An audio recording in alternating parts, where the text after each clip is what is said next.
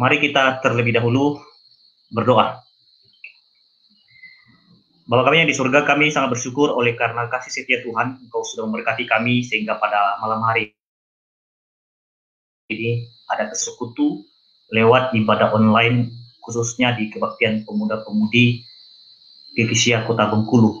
Dan kami berdoa untuk waktu ini, kami akan mendengar firman Tuhan bersama-sama. Kami mohon supaya Tuhan memberkati kami, supaya kami dapat mengerti firman Tuhan dan kami dapat melakukannya dalam kehidupan kami hari lepas hari. Terima kasih Tuhan, kami serahkan ibadah ini ke dalam tangan pengasihan Tuhan. Dalam nama Tuhan Yesus Kristus kami telah berdoa. Amin. Baik, teman-teman yang dikasihi Tuhan, pada kesempatan ini saya ingin menyapa kita terlebih dahulu. Shalom. Saya harap kita semua sehat dalam situasi pandemi ini. Dan doa saya kiranya Tuhan memberkati kita senantiasa dan Tuhan senantiasa hadir di tengah-tengah kehidupan kita. Nah, teman-teman yang dikasihi Tuhan, hari ini saya akan mengajak kita untuk belajar firman Tuhan dan kita akan merenungkan dengan satu tema, ingat dan kuduskanlah hari Sabat. Itu dalam hukum yang keempat. Nah, kalau kita perhatikan teman-teman ya, hukum Allah itu sudah dituangkan di dalam perjanjian lama, dan di dalam perjanjian lama itulah kita tahu ada perintah yang disampaikan oleh Tuhan secara langsung melalui perantaraan Musa kepada orang-orang Israel yang telah dipilih oleh Allah. Nah, perlu kita ketahui teman-teman, harusnya ini bisa di screenshot ya, tapi materi saya tidak bisa masuk oleh karena sesuatu hal, ya tidak apa-apa. Nah, kita akan di dalam Keluaran pasal 20 ayat yang ke-8 sampai dengan ayat yang ke-11. Kita akan membaca bersama-sama. Ingatlah dan kuduskanlah hari Sabat. 6 hari lamanya engkau akan bekerja dan melakukan segala pekerjaanmu. Tetapi hari ke-7 adalah hari Sabat Tuhan Allahmu. Maka janganlah melakukan sesuatu pekerjaan, engkau atau anakmu laki-laki atau anakmu perempuan, atau hambamu laki-laki atau hambamu perempuan, atau hewanmu atau orang asing yang ada di tempat kediamanmu. Sebab 6 hari lamanya Tuhan menjadikan langit dan bumi, laut dan segala isinya, dan ia berhenti pada hari ke-7. Itulah sebabnya Tuhan memberkati hari Sabat dan menguduskannya. Nah, teman-teman yang dikasihi Tuhan, kalau kita perhatikan dari hukum ini, itu disampaikan oleh Tuhan ada 10 hukum Taurat, dan itu diberikan perintah secara langsung oleh Tuhan, dan itu harus dilakukan oleh orang-orang yang dipilih, khususnya bangsa Israel. Nah, kita perhatikan terlebih dahulu, sebelum hukum ini disampaikan, Tuhan Allah terlebih dahulu memanggil Musa pada waktu itu, dan diberikan satu perjanjian bahwa ada 2 yang saya temukan di situ di dalam pasal 19 sebelum pasal 20 ini.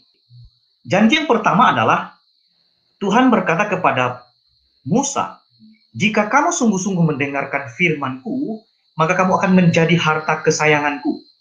Kemudian yang kedua adalah sebelum mereka menerima hukum ini, Tuhan memberikan satu perintah supaya mereka mentahirkan diri mereka, menguduskan diri mereka, supaya ketika hukum ini disampaikan, orang-orang Israel dapat menerima hukum ini dalam keadaan yang sudah ditahirkan. Jadi, sebelumnya Tuhan memberikan satu janji, dan yang kedua adalah, sebelum janji ini sampai, Tuhan memberitakan perintah supaya mereka menyucikan diri mereka terlebih dahulu. Itu yang terjadi ketika mereka menerima hukum 10 ini. Kemudian lanjut, kita akan melihat ketika Tuhan Yesus datang ke dunia ini, dia juga mengungkapkan 10 hukum di dalam Injil Matius. Ya, kita perhatikan, Yesus membagi hukum ini menjadi 2 bagian. Ya, yang pertama kasih kepada Allah, dan itu harus dinyatakan dengan segenap hati, lalu dengan segenap jiwa, dengan segenap akal budi, dan juga dengan segenap kekuatan. Dan kasih kepada Allah itulah yang hukum pertama dan yang terutama. Kemudian yang kedua, kasih kepada sesama. Kasih kepada sesama ini terjadi karena memang sudah membangun relasi terlebih dahulu kepada Tuhan.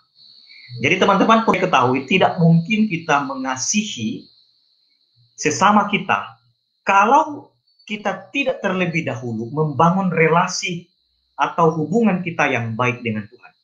Maka ketika kasih kepada Allah sudah terjalin, dan dampak ketika sudah terjadi kasih kepada Allah, maka terrealisasilah kasih kepada sesama. Jadi kedua hukum inilah yang diberikan oleh Tuhan Yesus, dan kasih kepada Allah dan kasih kepada sesama itu menjadi satu perintah yang harus dilakukan oleh setiap orang percaya.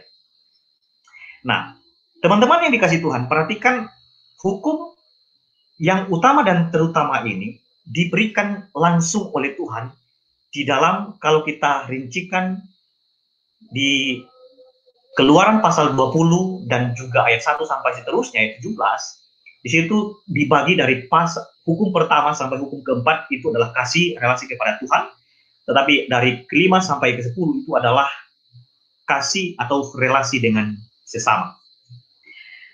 Ada yang paling penting yang harus kita ketahui saat kita berbicara tentang ingat dan kuduskanlah hari Sabat. Teman-teman, hukum keempat ini juga masuk dalam bagian relasi manusia dengan Tuhan atau Tuhan dengan manusia. Jadi kalau kita perhatikan hukum pertama, Tuhan berkata secara langsung mengatakan, akulah Tuhan Allahmu yang membawa engkau keluar dari tanah Mesir. Jadi perintah ini disampaikan secara langsung oleh Tuhan dan dideklarasikan oleh Tuhan secara langsung bahwa dialah Allah yang membawa bangsa Israel keluar dari tanah Mesir. Karena dialah yang membawa bangsa Israel keluar dari tanah Mesir, maka orang-orang Israel, seluruh orang-orang yang dicipta oleh dia, harus hormat, harus tunduk, dan harus taat kepada pribadi yang memberi hukum ini. Itu sebabnya kalau kita perhatikan hukum kedua, sesudah Tuhan mengatakan, akulah Tuhan Allahmu yang membawa kau keluar dari tanah Mesir, maka dilanjutkan, jangan ada padamu Allah lain, lalu jangan membuat bagimu patung, sampai kepada hukum yang keempat, ingatlah dan kuduskanlah hari Sabat. Setelah Tuhan mendeklarasikan dirinya sebagai Allah, dia memberikan satu perintah dalam 10 hukum ini, supaya dilakukan oleh orang Israel. Teman-teman, saya sangat percaya, memang perintah ini disampaikan Tuhan kepada bangsa Israel. Tetapi perintah ini juga adalah perintah yang juga berlaku dalam kehidupan kita sebagai orang percaya.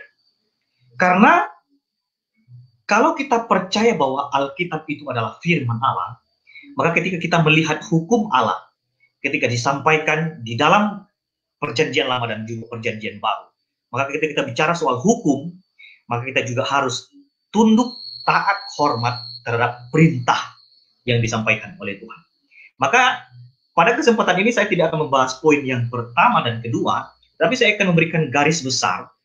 Di poin pertama, sesudah Tuhan mendeklarasikan diri sebagai Tuhan, lalu kita masuk di poin kedua. Saya simpulkan di situ, di poin kedua dari hukum Tuhan ini adalah, itu membicarakan bagaimana kita menyembah dan melayani Tuhan.